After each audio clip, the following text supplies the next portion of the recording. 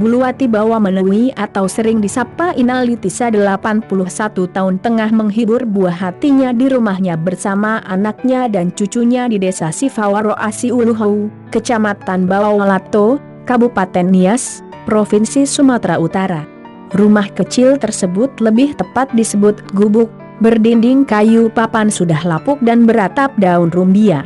Dinding gubuk itu dipenuhi lubang-lubang yang hampir lapuk. Atap gubuk sudah bolong hingga terbuka menganga. Itu sebabnya, air dengan mudah membanjiri gubuk yang masih beralaskan tanah tersebut kala hujan mengguyur.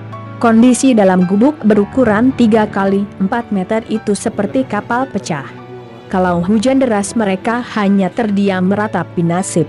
Inalitisa seorang janda yang tinggal bersama anaknya menempati gubuk tersebut berpuluhan tahun, mereka tidak mampu membangun rumah layak huni. Udah bertahun-tahun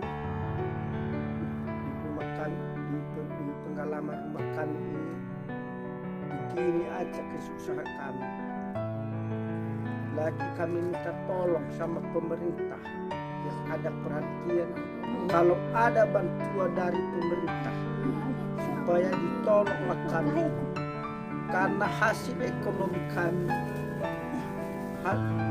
kurang cukup. Gubuk itu kian hari makin riot.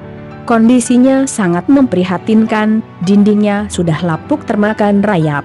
Atapnya juga sudah nyaris ambruk. Deserman Lasai melaporkan dari DNTV Kepulauan Nias.